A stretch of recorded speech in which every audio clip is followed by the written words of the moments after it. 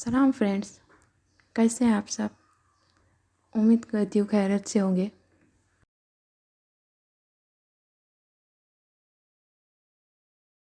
औज़ु बिल्लाहि मिनश शैतानिर रजीम, बिस्मिल्लाहिर रहमानिर रहीम। हम पनाह मांगते हैं अल्लाह के धुतकारे व शैतान से। शुरू अल्लाह के नाम के साथ जो बहुत मेहरबान नहायत रहम करने वाला है। हमारा आज का अस्माउल हुस्ना है अलकाबिज़। अलकाबिज़ का लफ्ज़ काफ बे ज़ाद कब्ज़ से निकला है। कब्ज़ कहते हैं मुट्ठी को। मुट्ठी क्या है? मुट्ठी हाथ की वो शक्ल है जो उस वक्त बनती है जब आप कुछ उसमें दबा लेते हैं, भले वो पैसे हो या हवा। उसी से कब्ज़ का मायने है कुछ हाथ में इकट्ठा कर लेना, कुछ पकड़ के यानी जकड़ के रखना, ज़ोर से बेच लेना। उसी से कब्ज़ा का लफ्ज़ बना है।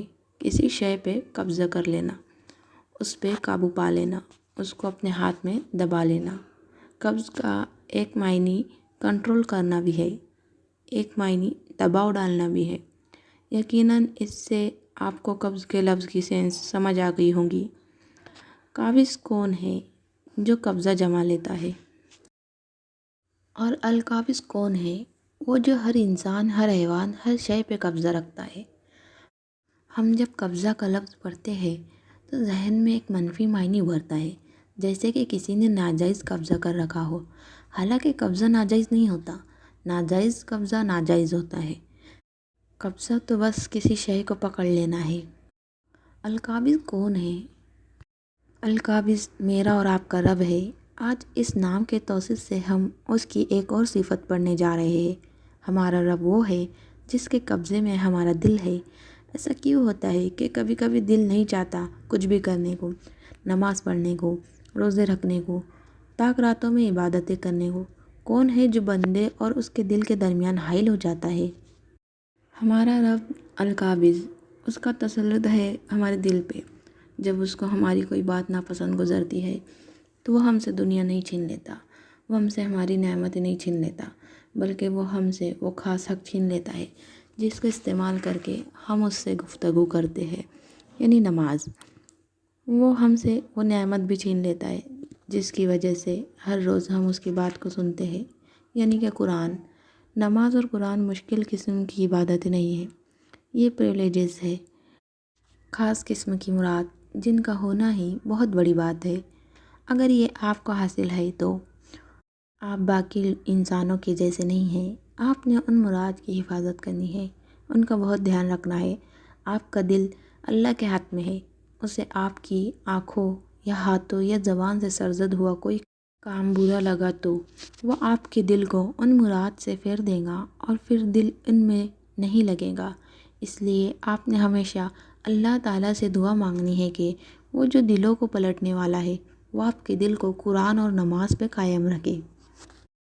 दूसरों के दिल भी अल्लाह ताला के कब्ज़े में है। हम ज़िंदगी का एक बड़ा हिस्सा इस तशवीश में गुजारते हैं कि दूसरे हमारे बारे में क्या सोचते हैं। अगर हम सिर्फ अल्लाह ताला के बारे में सोचें और अपना इमेज इसके सामने ठीक रखें तो दूसरों के बारे में हमें परेशानी नहीं होगी। वो दूसरों के दिलों पे काबिज़ है। वो अपनी मर्ज़ी से जब चाहे किसी के दिल को हमसे फेर दे, जब चाहे किसी के दिल में हमारे लिए मोहब्बत डाल दे। वही है जो दूसरों के दिल हमारी तरफ से साफ़ कर सकता है और वो उनके दिल को धुंधला भी सकता है। वो सबसे अहम है। अगर उससे हमारा मामला दुरुस्त है तो वो सबके साथ मामला दुरुस्त कर देगा, क्योंकि जब हम उस रब को अपना दोस्त बना लेते हैं तो वो हर मामले में हमारी मदद करता है। ये हो नहीं सकता कि वो हमें अकेला छोड़ दे। इसके कब्ज़े में और क्या क्या शय है?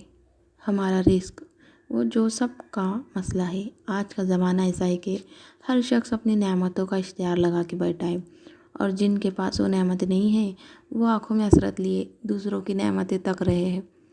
रिस्क या दौलत से खुशी नहीं खरीदी जा सकती, लेकिन रिस्क का ठोस ज़रिया होना इंसान को आज़ाद कर देता है। ये हर एक को चाहिए। इसके बारे में शर्मिंदा होना छोड़ दे।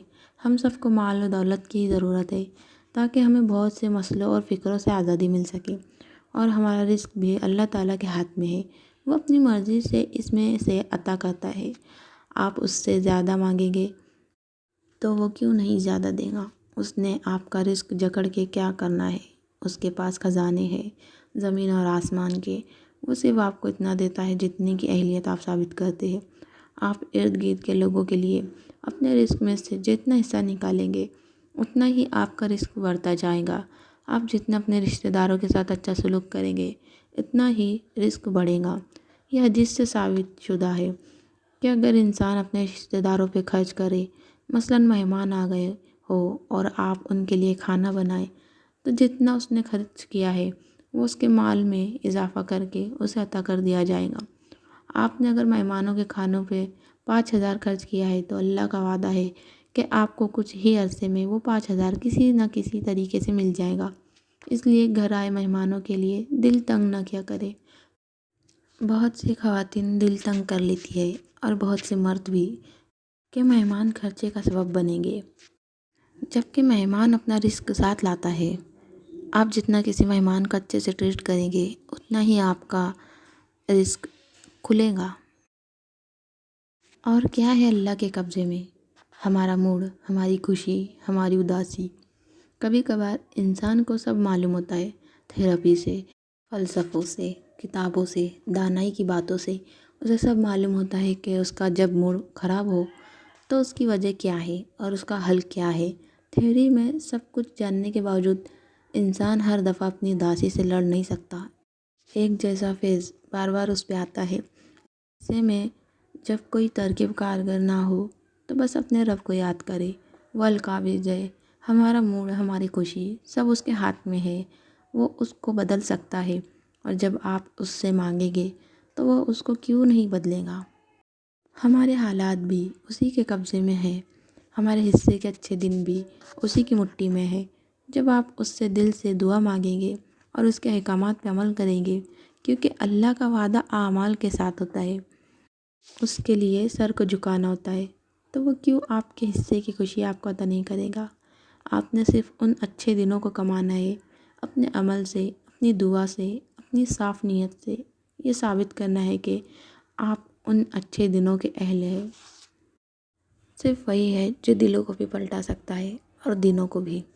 آپ کے قبضے میں صرف ایک ہی چیز ہے، آپ کا عمل، اور اگر اس کو بھی اسی کی مرضی کے حوالے کر دے تو وہ اپنی مٹھی کھول دے گا اور آپ کی تمام خواہشات، دعائیں اور آرزوئیں جو اس کے ہاتھ کے قبضے میں تھی وہ آپ کی طرف بھاگی چلی آئیں گی، اور پھر آپ کی آنکھوں کے سامنے آپ کے دن پلٹ جائیں گے۔